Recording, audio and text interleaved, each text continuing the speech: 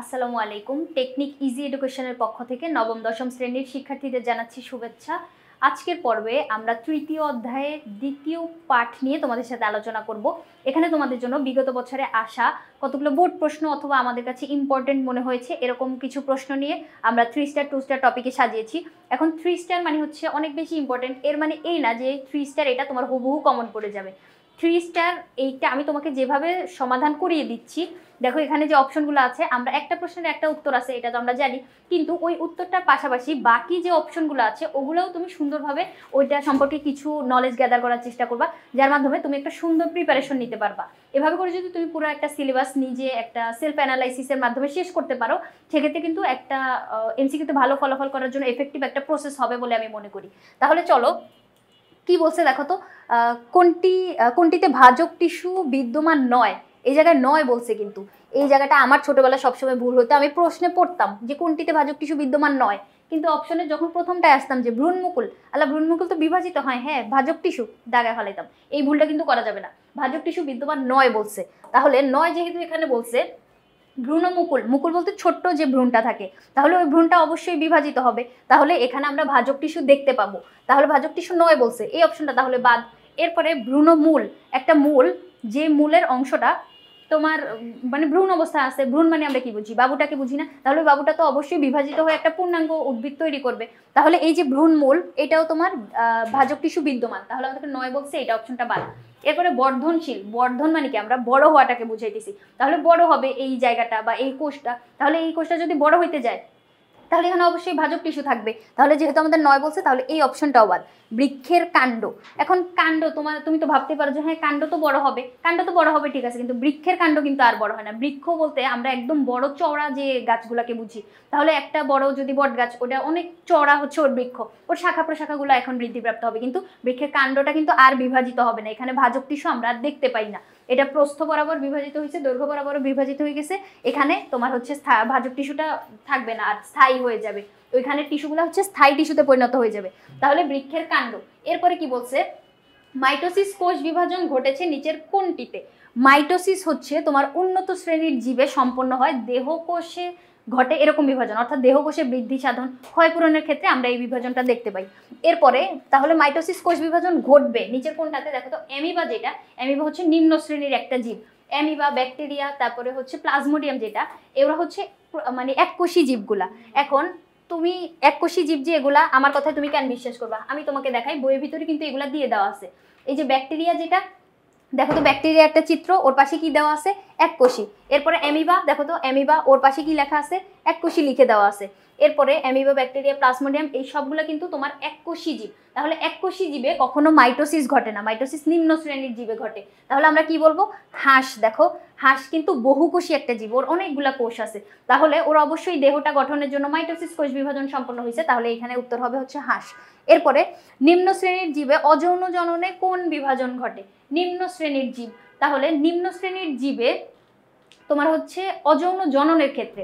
এখন তুমি এই জায়গাটা কনফিউশন লাগাইতে পারবা যে অ্যামাইটোসিস কিন্তু নিম্ন শ্রেণীর জীবে হয়, কখন হয়? ওদের সংখ্যা বৃদ্ধি করার সময়। কিন্তু আমাদেরকে এখানে বলে দিছে যে জননে মানে অযৌন জননের ক্ষেত্রে, এটা বইয়ে হুবহু একটা লাইন লিখে দেওয়া আছে যে মাইটোসিস বিভাজন তোমার দেহকোষ তৈরিতে কাজ করে, কিন্তু মাঝে মাঝে এটা হচ্ছে অযৌন জননে সাহায্য করে।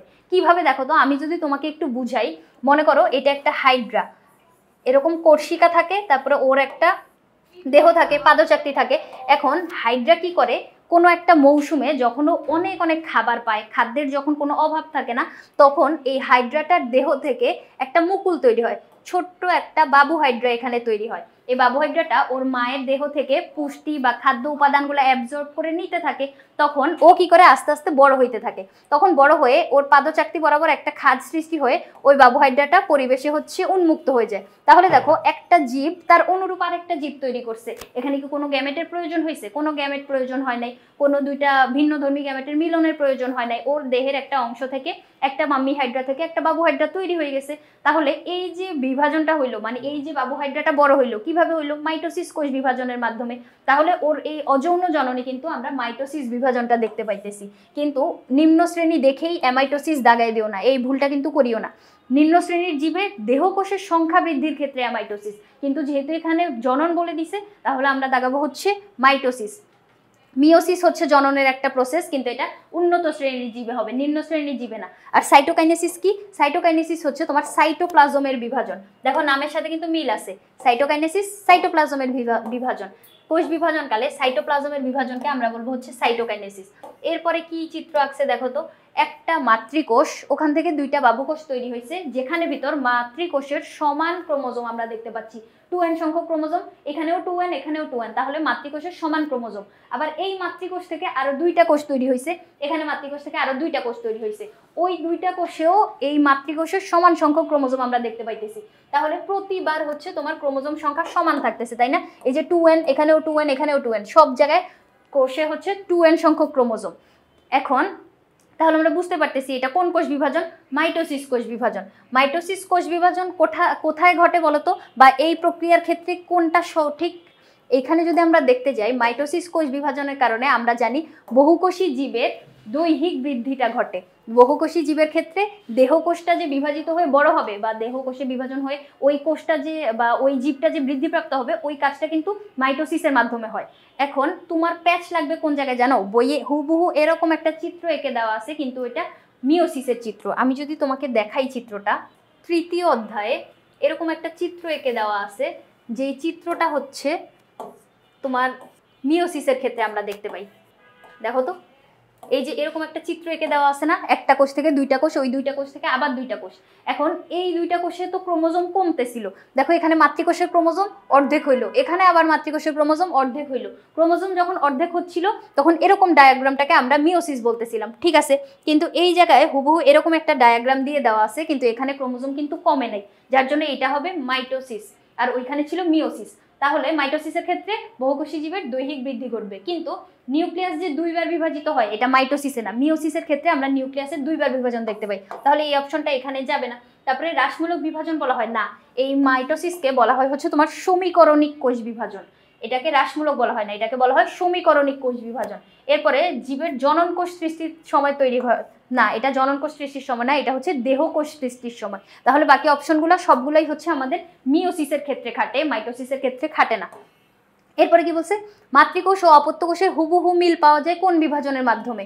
এটা হচ্ছে তোমার মাইটোসিস কোষ বিভাজনের মাধ্যমে। কি জন্য দেখো তো, এই যে এখানে দেখো আমি দেখছি না ক্রোমোজোম সংখ্যা হুবহু সমান, এই যে মাতৃকোষে 2n ছিল, পরের দুইটা বাবু কোষেও 2n সংখ্যক ক্রোমোজোম, আবার ওদের থেকে যারা সৃষ্টি হয়েছে ওদের ওখানেও হচ্ছে 2n সংখ্যক ক্রোমোজোম ছিল। ক্রোমোজোম সমান থাকার মানে হচ্ছে তোমার বৈশিষ্ট্য হুবহু সমান থাকা। মাতৃকোষে তুমি যে বৈশিষ্ট্যগুলো দেখতে পাবা হুবহু সেম বৈশিষ্ট্য তুমি পরবর্তী বাবুকোষগুলোতেও দেখতে পাইতেছো। তাহলে ক্রোমোজোম সংখ্যা সমান, তার মানে হচ্ছে বৈশিষ্ট্যগুলোও সমান থাকবে।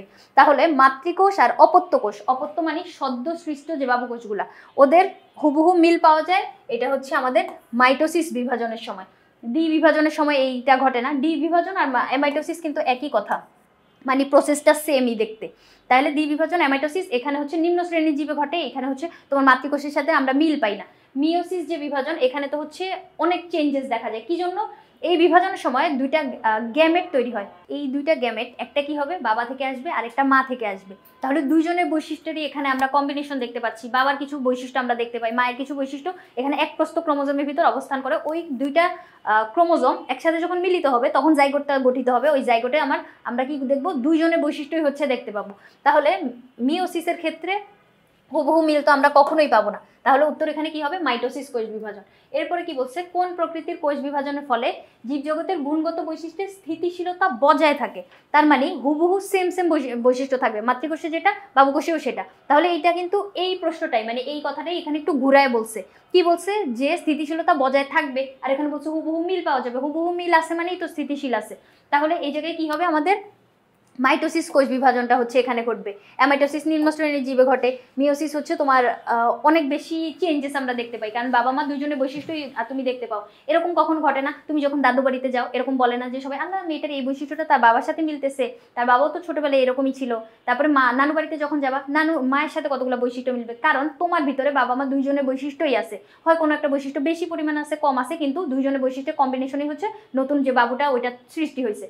তাহলে দুইজনের বৈশিষ্ট্য যেহেতু থাকতেছে, এখানে তো স্থিতিশীলতা বজায় থাকার কোনো প্রশ্নই আসে না, এখানে হচ্ছে বৈচিত্র্য সৃষ্টি হবে। আর দ্বি বিভাজন এটা তো একটা ফালতু প্রসেস, এটা নিম্ন শ্রেণীর জীবে শুধুমাত্র ঘটে। এরপরে কি বলছে দেখো তো, জনন কোষের সংখ্যা বৃদ্ধি পায় কোন বিভাজনের কারণে। এখন জনন কোষের সংখ্যা, জনন কোষ শুনলেই কত স্টুডেন্ট কি করবে এই জায়গায়, ওমা জনন কোষ লিখে দেওয়া আছে, এটা তো মিওসিসই হবে, কিন্তু না। পরের প্রশ্নটুকু পড়ে দেখো, জনন কোষের সংখ্যা বৃদ্ধি বলছে। জনন কোষ সৃষ্টিতে সাহায্য করে মিওসিস, কিন্তু জনন কোষের সংখ্যা বৃদ্ধিতে সাহায্য করে হচ্ছে মাইটোসিস। এই জায়গাটা অবশ্যই খেয়াল রাখতে হবে। জনন কোষের সংখ্যা বৃদ্ধিতে সাহায্য করে মাইটোসিস, কিন্তু জনন কোষ সৃষ্টি করে হচ্ছে মিওসিস। জনন কোষ দেখেই কিন্তু এটা দাগায় ফেলো না, যে এইটা হচ্ছে আমি ছোটবেলা ভুলটা করতাম, আমি জনন কোষ দেখলেই হচ্ছে আমার মাথায় শুধু মিওসিস ওয়ার্ডটা ঘুরতে থাকতো, জনন কোষ দেখে আমি মিওসিস দাগাই দিতাম। কিন্তু এই যে বৃদ্ধি পায় বলছে, সংখ্যা বৃদ্ধি করে হচ্ছে তোমার মাইটোসিস, এই জায়গাটা খেয়াল রাখো। আর অ্যামাইটোসিস হচ্ছে তোমার নিম্ন শ্রেণীর জীবে, এটা জনন কোষের সাথে কোনো সম্পর্কই নেই। আর ক্যারিওকাইনেসিস এটা কি জিনিস, এই ওয়ার্ডটা তো মাত্র আসলো নতুন, এই পর্বে কিন্তু আমরা এই ওয়ার্ডটা আর পাইনি। ক্যারিওকাইনেসিস হচ্ছে তোমার কোষ বিভাজনকালে নিউক্লিয়াসের বিভাজন। কোষ বিভাজনের সময় আমরা কি জানি, একটা কোষ পুরা সবকিছু নিয়ে দুই ভাগে ভাগ হয়ে যাবে, সাইটোপ্লাজমগুলোও দুই ভাগে ভাগ হবে, নিউক্লিয়াস সবকিছু, আবার নতুন দুইটা কোষের জন্য দুইটা নতুন নতুন সবকিছু লাগবে। সেক্ষেত্রে নিউক্লিয়াসের যে বিভাজনটা ওইটাকে আমরা বলবো হচ্ছে ক্যারিওকাইনেসিস। কোষ বিভাজনকালে নিউক্লিয়াসের বিভাজনকে আমরা বলবো হচ্ছে ক্যারিওকাইনেসিস। তাহলে এটার সাথেও জনন কোষের কোনো সম্পর্ক নাই। এরপরে মাইটোসিসের ফলে উদ্ভিদের বৃদ্ধি ঘটে।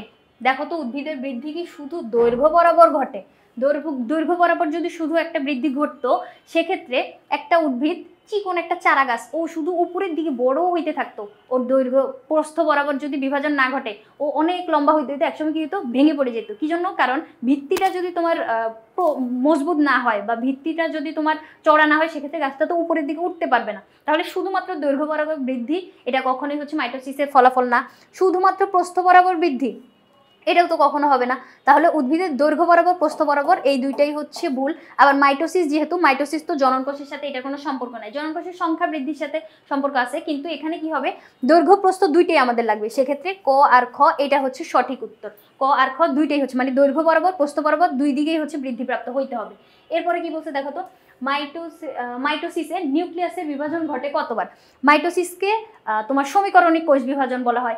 এখানে সাইটোপ্লাজমের বিভাজনও একবার হয়, ক্রোমোজোমের বিভাজনও একবার হয়, তারপরে নিউক্লিয়াসের বিভাজনও একবার হয়, সবকিছু একবার একবার হয়। মাঝখান বরাবর দুই ভাগে সবকিছু ভাগ হয়ে যায়, মানে একবার বিভাজনে মাঝ বরাবর সমান দুই ভাগে ভাগ হয়। সেক্ষেত্রে এই কোষ বিভাজনকে আমরা কি বলবো, সমীকরণিক কোষ বিভাজন বলবো। তাহলে মাইটোসিসের নিউক্লিয়াসের বিভাজন কয়বার ঘটবে? একবার ঘটবে। মিওসিসের ক্ষেত্রে কিন্তু দুইবার ঘটে, এটা হচ্ছে মিওসিসের ক্ষেত্রে আমরা নিউক্লিয়াসের বিভাজন হচ্ছে দুইবার দেখব। এই জায়গাটা খেয়াল রাখো, বাকি সব একবার একবার হয়, মিওসিসের ক্ষেত্রেও কিন্তু নিউক্লিয়াসের বিভাজন হয় দুইবার। এরপরে দেখো তো কি বলছে, একটা চিত্র দেওয়া আছে, এখানে এক্স একটা মাতৃকোষ, এখান থেকে দুইটা বাবুকোষ তৈরি হয়েছে। এই বাবুকোষ দুইটা আবার যখন পূর্ণাঙ্গ কোষ তৈরি করবে, তখন আবার এখান থেকে দুইটা দুইটা করে বাবুকোষ তৈরি হচ্ছে।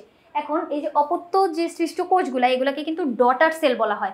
এখন তুমি আমাকে প্রশ্ন করতে পারো, ডটার মানে কন্যা কোষ কেন বলা হয়, পুত্র কোষ কেন বলা হয় না? এটার কারণ হচ্ছে কন্যাগুলা কিন্তু তোমার পরবর্তীতে যখন পূর্ণতা প্রাপ্ত হবে, তখন কিন্তু মাতৃকোষে পরিণত হতে পারবে, মানে কন্যা মাতে পরিণত হতে পারবে, কিন্তু পুত্র কি মায়ে পরিণত হতে পারবে, যার জন্য হচ্ছে এটাকে ডটার সেল বলা হয়। এখন এই যে দুইটা ডটার সেল তৈরি হইলো এই জায়গায়, আবার এখান থেকে আরো দুইটা করে ডটার সেল তৈরি হচ্ছে। এটা আমরা কি বিভাজন দেখতে পাইতেছি দেখো তো, একটা থেকে দুইটা, ওই দুইটা থেকে আবার দুইটা। এইখানে কিন্তু আমরা মাইটোসিস কোষ বিভাজন দেখতে পাইতেছি। এখন মাইটোসিস কোষ বিভাজনে সবসময় হচ্ছে তোমার ক্রোমোজোম সমান সংখ্যক থাকে, এই জন্য আমরা এটাকে সমীকরণিক কোষ বিভাজন বলি। তাহলে সমীকরণিক কোষ বিভাজন যদি হয়, এখানে কি বলছে যে এক্স এর ক্রোমোজোম সংখ্যা 16, এর পূর্ণ বিভাজনে দুইবার হলে, যতবারই বিভাজন হোক এক্স এর ক্রোমোজোম যতগুলা থাকবে, পরবর্তী প্রজন্মেও হচ্ছে আমরা ততগুলা ক্রোমোজোমই দেখতে পাবো। এখানে দুইবার বিভাজন বলুক, প্রশ্নে তোমাকে এখানে দুইবার, তিনবার, চারবার, 100 বার বলুক, কোনো সমস্যা নেই। বিভাজন যতবারই হোক, তোমার হচ্ছে মাতৃকোষের ক্রোমোজোম সংখ্যা আর বাবুকোষের ক্রোমোজোম সংখ্যা হুবহু সমান থাকবে। ওর কাছেও 16টা ছিল, এখানেও 16, এই ওর কাছেও 16, সবার কাছে 16টা থাকবে। তাহলে এখানে কি হবে, 16টা ক্রোমোজোম হচ্ছে আমরা এখানে দেখতে পাবো। এরপরে কি বলছে, কাজের ভিত্তিতে প্রকৃত কোষ দুই ধরনের, একটা হচ্ছে দেহকোষ আর একটা জনন কোষ। এই যে দেহকোষ আর জনন কোষ, তারপরে কি বলছে, এর বৈশিষ্ট্য, এ হচ্ছে দেহকোষ। দেহকোষের বৈশিষ্ট্য কি কি দেখো তো, মাইটোসিস পদ্ধতিতে কোষ বিভাজন হয়। হ্যাঁ, দেহকোষে কিন্তু মাইটোসিস পদ্ধতিতে কোষ বিভাজন হয়, এটা আমরা জানি। তবে বিভিন্ন অঙ্গ প্রত্যঙ্গ গঠন করে, হ্যাঁ বিভিন্ন অঙ্গ প্রত্যঙ্গ গঠন করে। জীবদেহের বৃদ্ধি ঘটায়, হ্যাঁ মাইটোসিসের ফলে বা দেহকোষের বিভাজনের ফলে কিন্তু তোমার জীবদেহের বৃদ্ধিও ঘটে। তাহলে এই তিনটা উত্তরই হচ্ছে এখানে সঠিক। এরপরে কি বলছে দেখো তো,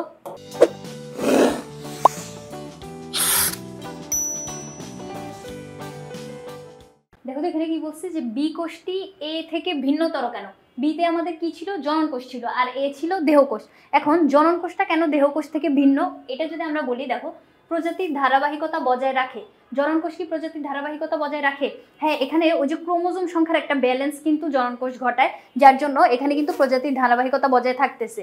তারপরে এভাবে এটা যদি আমি তোমাকে দেখাই, দেখো তো আমাদের দেহে যদি এরকম 2 সেট ক্রোমোজোম থাকে, জনন কোষ যখন সৃষ্টি হইতে যায় বা গ্যামেট যখন সৃষ্টি হয়, তখন কিন্তু এখানে এন্ড হয়ে যায়, মানে অর্ধেক সংখ্যক ক্রোমোজোম হয়। এই অর্ধেক ক্রোমোজোম যখন আবার মিলিত হয়, তখন এখানে হচ্ছে আবার 2n সংখ্যক ক্রোমোজোম আমরা পাচ্ছি, যেটা আবার এই যে মাতৃকোষের ক্রোমোজোম সংখ্যার সমান। অর্থাৎ ব্যালেন্সটা বজায় রাখতেছে কে, এই যে ধারাবাহিকতাটা বজায় রাখতেছে কে, এই জনন কোষটা। কিন্তু ক্রোমোজোম সংখ্যা মাতৃকোষের সংখ্যার সমান থাকে, মাতৃকোষের সংখ্যার সমান থাকে, কিন্তু এখানে বৈশিষ্ট্যগুলো কিন্তু সমান থাকতেছে না, যেটা দেহকোষ কিন্তু এই কাজটা করতেছে না। তাহলে এইটাকে হচ্ছে আমরা বাদ দিতে পারতেছি।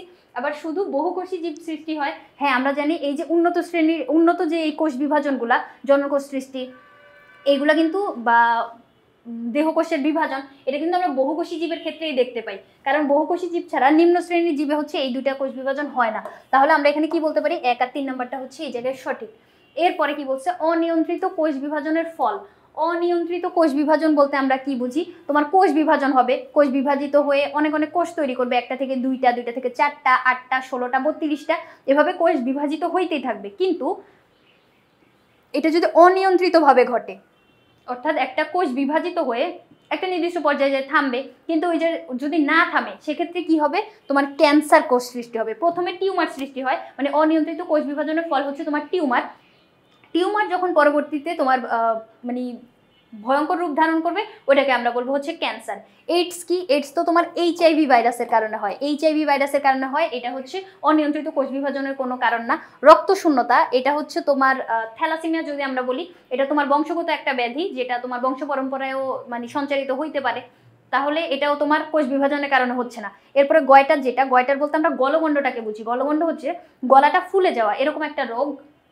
এই গয়টার তোমার হচ্ছে থাইরয়েডের অভাবে হয়, অর্থাৎ থাইরয়েডের মানে এক ধরনের ফোলা, যেটা আয়োডিনের অভাবে হয়। এখন আয়োডিন মানে লবণ, লবণ যদি তুমি না খাও, অথবা ওই লবণ কোন দিকে বেশি থাকবে, অবশ্যই আমাদের দক্ষিণ অঞ্চলের ওই দেশগুলোতে লবণের পরিমাণ বেশি থাকবে। কি জন্য, দক্ষিণাঞ্চলে আমাদের বঙ্গোপসাগর আছে, সাগরের পানিতে লবণাক্ত, এটা আমরা জানি। ওই দক্ষিণাঞ্চল থেকে উপরের দিকে মানে উত্তরাঞ্চলের মানুষদের এই রোগটা বেশি হয়, গলগণ্ড মানে গয়টার বা গলগণ্ড, গলা ফুলে যাওয়ার একটা রোগ। তোমাদের বই কিন্তু এই চিত্রটা দেওয়া আছে, পঞ্চম অধ্যায়ে যায় দেখবা। তাহলে অনিয়ন্ত্রিত কোষ বিভাজনের ফল হচ্ছে তোমার ক্যান্সার। এরপরে নিয়ন্ত্রণহীন কোষ বিভাজনের ফল কোনটা? অনিয়ন্ত্রিত আর নিয়ন্ত্রণহীন কিন্তু একই কথা। এখন অনিয়ন্ত্রিত কোষ বিভাজন বা নিয়ন্ত্রণহীন কোষ বিভাজন, এটা কোষ বিভাজনের ফল হচ্ছে তোমার অর্বুদ সৃষ্টি হয়। অর্বুদ বলতে এরকমই মাংসের পিণ্ড তৈরি হয়ে যায় বা টিউমার তৈরি হয়। এখন এখানে অর্বুদ না বলে যদি টিউমারও বলে দিত, টিউমার বললেও কিন্তু আমরা এইটাই দাগাইতাম। আবার যদি ক্যান্সার বলতো, ওই যে আগের প্রশ্নটার মতো, তাহলে আমরা ওই ক্যান্সারটা দাগাইতাম। এখন বাকি অপশনগুলো একটু দেখি। আলসার কি জিনিস? আলসার হচ্ছে তোমার গ্যাস্ট্রিকের মানে ভয়ঙ্কর ফর্মটা। গ্যাস্ট্রিক কি, তুমি মনে করো আজকে পুরা দিন কিছু খাইলা না, সকাল থেকে কিছু না খাওয়া, বিকাল হয়ে গেছে, সন্ধ্যা হয়ে গেছে, পুরা দিন যদি তুমি কিছু না খাও, আমাদের পাকস্থলী থেকে হাইড্রোক্লোরিক অ্যাসিড নিঃসৃত হয়, এটা আমরা জানি। পাকস্থলীর প্রাচীর থেকে, এই যে পাকস্থলী এরকম না, ওর প্রাচীর থেকে একটা গাঢ় লিকুইড বের হয়, ওটা হচ্ছে হাইড্রোক্লোরিক অ্যাসিড। এই হাইড্রোক্লোরিক অ্যাসিডটা সবসময় নিঃসৃত হইতে থাকে। খাবার যখন থাকে, খাবারকে পরিপাক করে, কিন্তু খাবার যদি না থাকে, তখন ও নিজেকে নিজে পরিপাক করা শুরু করে দেয়। কি জন্য? কারণ ও নিজেও তো তোমার প্রোটিন দ্বারা তৈরি। আমরা মাংস খাই না, মাংস খাই, প্রোটিন জাতীয় খাবার খাই, পাকস্থলী নিজেও তো একটা মাংসের উপাদান বা প্রোটিন দ্বারা তৈরি। তাহলে ও নিজেকে নিজে পরিপাক করা শুরু করে দেয়, বা ওর যে প্রাচীরটা, পরিপাক এত সহজে যদিও হয় না, ওখানে পুরো একটা মিউকাস থাকে, অর্থাৎ একটা পিচ্ছিল পদার্থ থাকে, যার কারণে এত বেশি ক্ষতি না হইলেও কি হয়, কিছুটা ক্ষত তৈরি হয়ে যায়। ওই প্রাচীরটাতে যখন ক্ষত তৈরি হবে, ওইটাকে আমরা বলবো হচ্ছে গ্যাস্ট্রিক। পরবর্তীতে যদি ক্ষতিকর রূপে চলে যায়, তখন বলবো হচ্ছে আলসার। ওইটা হচ্ছে আলসার, যেটা নিয়ন্ত্রণহীন কোষ বিভাজনের কারণে হয় না, তোমার খাদ্যাভ্যাসের পরিবর্তন বা ওই হাইড্রোক্লোরিকের কারণে হচ্ছে। এরপরে নিউমোনিয়া, এটা হচ্ছে তোমার ঠান্ডাজনিত একটা রোগ, যেটা হচ্ছে নিউমোকক্কাস ব্যাকটেরিয়ার কারণে হয়ে থাকে, মানে তোমার অনেক বেশি ঠান্ডা লাগার মতো এরকম একটা অবস্থা। আর যক্ষাও হচ্ছে তোমার টিউবারকুলোসিস একটা ব্যাকটেরিয়ার কারণে হয়, যেটা হচ্ছে কাশির মতো, মানে ঠান্ডা লাগার মতো কাশি একটা রোগ। তারপরে অনিয়ন্ত্রিত মাইটোসিস বিভাজনের ফলে, অনিয়ন্ত্রিত মাইটোসিস বিভাজনের ফলে কি কি হয় দেখো তো। জরায়ুমুখ টিউমার সৃষ্টি হয়, হ্যাঁ অনিয়ন্ত্রিত বিভাজনের কারণে জরায়ুমুখ টিউমার সৃষ্টি হয়।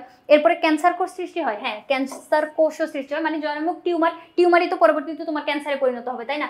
তারপর উদ্ভিদ দেহে অর্বুদ সৃষ্টি হয় না, এখানে উদ্ভিদ দেহে অর্বুদ সৃষ্টি হওয়ার ঘটনাটা আমরা হচ্ছে অনিয়ন্ত্রিত বিভাজনের কারণে দেখি না।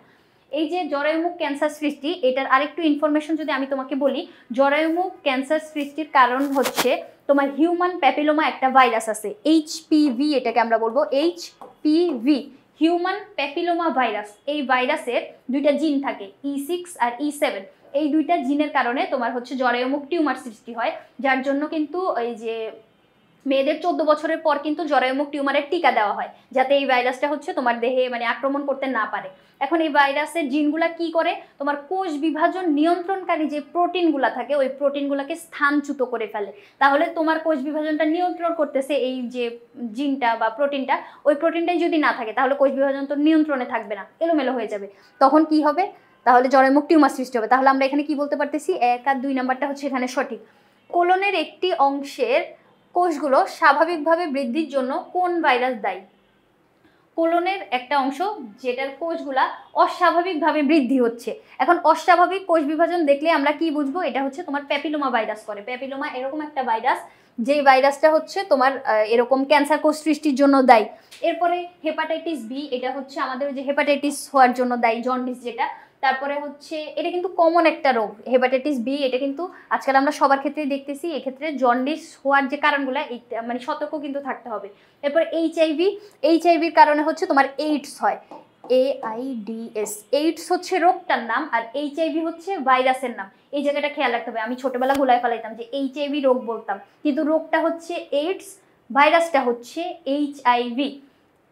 তাহলে এই যে হিউম্যান ইমিউনি ডিফিসিয়েন্সি ভাইরাস, এই ভাইরাসটার কারণ হচ্ছে তোমার এইডস হয়। এইডস থেকেও হচ্ছে বাঁচার জন্য কতগুলো পদক্ষেপ, মানে এইডস একবার যদি তোমার হয়ে যায় সেক্ষেত্রে তুমি আর রক্ষা পাইতে পারবা না, কিন্তু হওয়ার আগে কতগুলো পদক্ষেপ গ্রহণ করতে হবে বা সতর্ক থাকতে হবে, ওই জায়গাগুলো কিন্তু মেনে চলতে হবে আমাদের। এরপরে চলো কি বলছে, নিচের কোন ভাইরাস ক্যান্সার সৃষ্টিতে সহায়তা করে? ক্যান্সার সৃষ্টিতে সহায়তা করে। তাহলে দেখো একটু আগে আমরা কি বলছিলাম, হিউম্যান প্যাপিলোমা ভাইরাস, যেটা কি করে তোমার ক্যান্সার শুনলেই আমরা কি প্যাপিলোমা ভাইরাসটাকে বুঝতেছি। এইচআইভি কি করে, এইডস তৈরি করে। র্যাবিস ভাইরাস বা র্যাবিওলা এগুলো হচ্ছে অন্য ধরনের কতগুলো ভাইরাস যেগুলো তোমার সংক্রমণের কাজই করে, কিন্তু প্যাপিলোমা ভাইরাস যেটা, এটা হচ্ছে তোমার ক্যান্সারের কাজটা করতেছে। এবার প্যাপিলোমা ভাইরাসে কোন দুইটা জিন থাকে, একটু আগে কিন্তু আমি বলছিলাম E6 আর E7। 6 আর 7 এই দুইটা জিন হচ্ছে তোমার, এই যে E6 আর E7, এটা হচ্ছে তোমার প্যাপিলোমা ভাইরাসের। এরপরে দেখো কি বলছে, একটা চিত্র দিয়ে দেওয়া আছে, তাই না? চারা গাছের একটা চিত্র আছে। চারা গাছের উপরের দিকে একদম ছোট যে মুকুলগুলা, ওখানে হচ্ছে তোমার চিহ্নিতকরণ করছে এ দিয়ে। এখন এই যে এ অংশে কোন কোষ বিভাজন ঘটবে? অবশ্যই এই জায়গাটা তোমার বিভাজিত হওয়া লাগবে, বৃদ্ধিপ্রাপ্ত হওয়া লাগবে। তাহলে দেহকোষের বিভাজনের ক্ষেত্রে আমরা জানি হচ্ছে মাইটোসিস কোষ বিভাজন। তাহলে এই যে মাইটোসিস কোষ বিভাজন, এই মাইটোসিস কোষ বিভাজনের আরো কতগুলো বৈশিষ্ট্য যদি আমরা দেখি, দেখো তো জীবের গুণগত যে স্থিতিশীলতা, এটা নষ্ট হয় না। এখানে কিন্তু গুণগত স্থিতিশীলতা নষ্ট হয় না, আরো বজায় থাকে। তাহলে এই অপশনটা বাদ। তারপরে জনন কোষ সৃষ্টি করে না, আমরা জানি মিওসিস কোষ বিভাজন হচ্ছে তোমার জনন কোষ সৃষ্টি করে। মাইটোসিস কোষ বিভাজন জনন সৃষ্টি করে না। নতুন জাত সৃষ্টি করে না, এখানে কিন্তু নতুন জাত সৃষ্টি করে না। এটা ক্ষয় পূরণ করার কাজটা করতেছে। ক্ষয় পূরণের কাজটা কে করবে?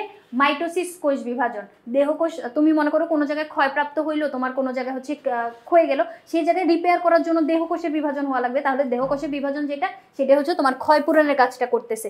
এরপরে এই অংশের কোষ বিভাজন যদি অনিয়ন্ত্রিত হয়, মানে মাইটোসিস কোষ বিভাজন যদি অনিয়ন্ত্রিতভাবে হয়, তাহলে এটা কিরকম হবে দেখো তো। এটা বিশেষ ধরনের জীবাণুর কারণে হয়। যেমন আমরা জানি প্যাপিলোমা যে ভাইরাস, হিউম্যান প্যাপিলোমা ভাইরাস, একটু আগে আমরা পড়ছিলাম, ওইটা হচ্ছে তোমার জরায়ুমুখ টিউমার সৃষ্টি করার কাজ করে। তাহলে বিশেষ ধরনের একটা জীবাণু আক্রমণ করলো।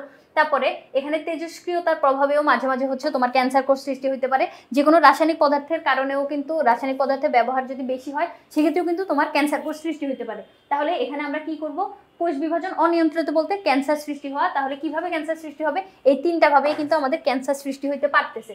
এরপরে প্রশ্নটা কি বলছে দেখো তো, দুইটা কোষ বিভাজনের চিত্র দিয়ে দেওয়া আছে। প্রথমে একটা চিত্র যেটা হচ্ছে একটা কোষ মাঝখান বরাবর খাঁজ সৃষ্টি হইতে দেখা যাচ্ছে, তাই না? তাহলে আমরা বুঝতে পারতেছি এটা হচ্ছে তোমার অ্যামাইটোসিস কোষ বিভাজন পদ্ধতি। আর এখানে কি হইছে, আরেকটা মাতৃকোষ থেকে অনেকগুলা অপত্য কোষ সৃষ্টি হয়েছে, মানে একটা মাতৃকোষ থেকে অনেকগুলো অপত্য কোষ সৃষ্টি হচ্ছে। তাহলে এই বিভাজন ঘটে এই জীবগুলার বৈশিষ্ট্য, এই বিভাজন কোথায় ঘটে? আমরা জানি নিম্ন শ্রেণীর জীবে হচ্ছে অ্যামাইটোসিস কোষ বিভাজন ঘটবে। তাহলে এই যে নিম্ন শ্রেণীর জীবে কোষ বিভাজন, এরূপ জীবের বৈশিষ্ট্য যদি আমরা বলি, দেখো নিউক্লিয় বস্তুগুলা এটা প্রোটোপ্লাজমে ছড়ানো অবস্থায় থাকে। এখন আমি বলি এইটা মনে করো একটা কোষ, এই কোষের ভিতরে তোমার নিউক্লিয়াসটা থাকে। আমরা জানি নিউক্লিয়াস কিরকম, নিউক্লিয়াসের বাইরে হচ্ছে তোমার হচ্ছে মেমব্রেন থাকে। দেখো এরকম থাকে না, এরকম একটা কোষ থাকে, কোষের একটা মেমব্রেন থাকে সবার প্রথমে। এই যে নিউক্লিয়ার মেমব্রেনগুলা, একটা ঘন কালো বস্তু থাকে, এটাকে আমরা বলবো হচ্ছে নিউক্লিওলাস। এখন এই যে নিউক্লিওলাসের সাথে তোমার কতগুলো পেঁচানো সুতার মতো অংশ থাকে, ওগুলোকে আমরা কি বলবো? নিউক্লিয়ার রেটিকুলাম বা ক্রোমাটিন জালিকা। আবার ওখানে কি থাকে? নিউক্লিওপ্লাজম থাকে, এরকম থকথকে জেলির মতো অংশ থাকে। এই সবগুলো উপাদান মিলে হচ্ছে একটা নিউক্লিয়াস গঠিত হয়, পূর্ণাঙ্গ একটা নিউক্লিয়াস। এখন এই যে নিউক্লিয়াসটা, এই যে নিউক্লিয় বস্তুগুলো প্রোটোপ্লাজমে ছড়ানো অবস্থায় কখন থাকবে? যখন তোমার নিউক্লিয়ার মেমব্রেনটা থাকবে না। তাহলে দেখো নিউক্লিয়ার মেমব্রেন যদি এখানে না থাকে, আচ্ছা আমি নোটে যদি একটু সুন্দর করে এখানে আঁকি, দেখো তো মেমব্রেন, তারপরে ওলাস, তারপরে কি ছিল? সরু সুতার মতো কতগুলো জালিকা ছিল, এরপরে হচ্ছে তোমার নিউক্লিওপ্লাজম ছিল। প্লাজম হচ্ছে তোমার জেলির মতো অংশ। এখন এখানে আমি কি করব? মেমব্রেনগুলো যদি না থাকে, দেখো তো এই মেমব্রেন মানে কি? আবরণ। এখন আবরণ কি করবে? ওই সবগুলো উপাদানকে তোমার হচ্ছে একটা সুন্দর করে ধরে রাখবে। এখন আবরণটা যদি না থাকে, তাহলে এই যে নিউক্লিয় বস্তুগুলা, এগুলো তো তোমার প্রোটোপ্লাজমে তো ছড়ানো ছিটানো অবস্থায় থাকবে। আবার এখানে কি হয়? নিউক্লিওলাসটাও হচ্ছে এই জায়গায় থাকে না, নিউক্লিওলাসটাও হচ্ছে এই জায়গায় থাকে না। সেক্ষেত্রে আমরা একটা মানে বাজে একটা গঠন দেখতে পাই, শুধু সুতার মতো অংশগুলা থাকতে, সুতার মতো অংশগুলা আর হচ্ছে প্লাজমগুলা থাকে। তাহলে এই যে জিনিসগুলা নিউক্লিয় বস্তু প্রোটোপ্লাজমে ছড়ানো থাকে, হ্যাঁ এটা কিন্তু এখানে ঘটে।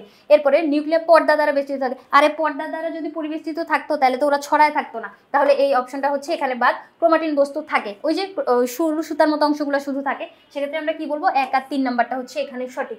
এরপরে কি বলছে দেখো তো, যে বি এর চিত্রে বি এর প্রভাবে স্বাভাবিক কার্যক্রমে কি কি সমস্যা হয়। এখন বি এটা কি জিনিস দেখো তো, একটা মাতৃকোষ থেকে অনেকগুলা বাবুকোষ এখানে তৈরি হয়েছে। আমরা জানি একটা মাতৃকোষ থেকে 2টা অপত্যকোষ সৃষ্টি হতে পারে, ওইটা হচ্ছে মাইটোসিস কোষ বিভাজন। একটা মাতৃকোষ থেকে যদি 4টা অপত্যকোষ সৃষ্টি হয়, ওইটাকে আমরা বলবো মিওসিস কোষ বিভাজন। এখন 4টা পর্যন্ত হাইয়েস্ট আমরা তৈরি হতে দেখছি, কিন্তু এই জায়গায় দেখো তো 7টা কোষ তৈরি হয়েছে, একটা মাতৃকোষ থেকে 7টা কোষ তৈরি হয়েছে এই জায়গায়। তাহলে তোমরা বুঝতেই পারতেছো যে এখানে কি হয়? অনিয়ন্ত্রিত কোষ বিভাজনটা হচ্ছে। তাহলে অনিয়ন্ত্রিত কোষ বিভাজনের ফলে দেখো তো গ্যামেট অতিমাত্রায় তৈরি করবে। এখানে হচ্ছে শুধুমাত্র পুং গ্যামেটটা, মানে এই যে দেখো এক্স আর ওয়াই, এটা জানি আমরা হচ্ছে এই যে ক্রোমোজোমটা এক্সেট ক্রোমোজোম, যেটা শুধুমাত্র পুরুষদের দেহে থাকে। আমরা জানি সেক্স ক্রোমোজোম, যেটা হচ্ছে তোমার ক্রোমোজোম হচ্ছে 2 ধরনের, একটা অটোজোম আর একটা হচ্ছে ক্রোমোজোম। অটোজোম যেটা, ওটা হচ্ছে নারী পুরুষ সবার দেহে সমান সমান থাকে। কিন্তু সেক্স ক্রোমোজোম যেটা, একজোড়া সেক্স ক্রোমোজোম ছেলেদের দেহে আলাদা থাকে, মেয়েদের দেহে আলাদা থাকে। তাহলে এক্স ওয়াই যেটা, এই গ্যামেটের অতিমাত্রায় বৃদ্ধি করা, এটা হচ্ছে এখানে সঠিক না। কিন্তু এই যে দেখো বাকি যে গ্যামেটগুলা, এই গ্যামেটের সংখ্যা এখানে হ্রাস করে দিবে। এরপরে পিতা এবং সন্তানের আচরণের পার্থক্য দেখা দিবে। কি জন্য? কারণ আমি বলি অনিয়ন্ত্রিতভাবে যদি তোমার এখানে মিওসিস বিভাজনটা ঘটে, আমরা কি জানি 2n সংখ্যক ক্রোমোজোম থেকে কি হবে? 2n থেকে এখানে অর্ধেক হয়ে যাবে।